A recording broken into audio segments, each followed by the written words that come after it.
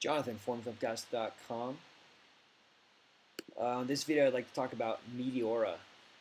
The Los Angeles Greek Film Festival is now over, but I wanted to say a few words about Meteora. It was the opening film of the festival, and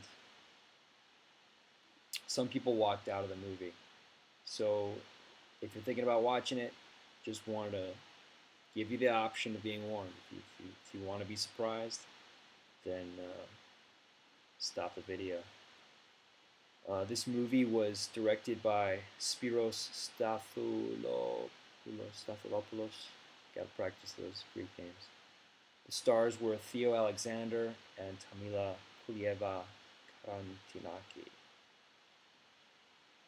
So, first I need to say, as I think I've said in other videos about the Greek films, you got to respect these guys for making do with the limited financial resources they have available. And so these guys have made, I think, some sort of art on a tiny budget, and that's cool. It just doesn't happen to be a movie that I'm into, and I know a lot of people won't be into it either, although some will. During the Q&A after, and I'll try to post that. One of the filmmakers mentioned that Werner Herzog, acclaimed German filmmaker, had seen the movie and he liked it. So there are definitely divided opinions on this one. So on the pro side, this movie has beautiful imagery. The shots are framed like great photography. The movie features iconic religious costume. In fact, if just a few scenes were deleted from this movie, you would be unable to tell the era. There are a few scenes where you see a modern-day monk or a priest with modern glasses, and it kind of gives it away. But otherwise, since monasteries don't commonly have iPhones and other electronic gear, you really can't tell. So there's kind of a timeless quality to a lot of the imagery. As in most of these independent Greek movies, the acting is superb in my opinion. There's also in this movie some animation, which is pretty cool. The filmmakers said that they had outsourced it to some German folk, and it looks like it's based on some medieval Greek art. It's pretty cool, but what's depicted in the animation just wasn't to my liking, and not to the liking of some of the others in the audience. So on the negative side for this movie, just hardly any words. I think they said there were 190 words in the entire movie, and most of us like movies with a bit more dialogue than that.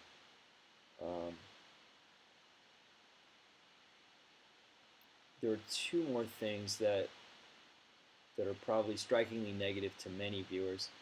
Number one, there's imagery in this movie that to many Christians would be considered blasphemous, and in a moment I'll talk about that in kind of a spoiler section. There's also imagery of animal cruelty, so if you don't want to see those things in a movie, this movie's probably not for you. Okay, spoiler time starts now. I'm going to get more specific. A monk and a nun have sex in this movie. A nun masturbates in this movie, and there's not much to hide visually in that masturbation.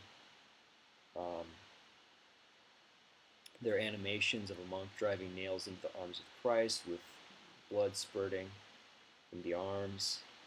And then with regard to the animal cruelty thing, there's a goat that's kind of wrestled by a man, and I can't remember if they show the actual killing, but I do definitely remember this scene where they inflate the goat skin kind of like a balloon in order to remove the fur.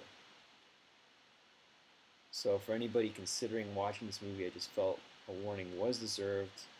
because many people did leave the movie, and I'm sure a lot of people would be better off just not watching it. Again, Werner Herzog liked it, so you know, if you think you like his stuff and you like a little more, like something a little more controversial, this might be for you. That's it for the LA Greek Film Festival. See you next time, hopefully for the LA Film Festival. Ciao.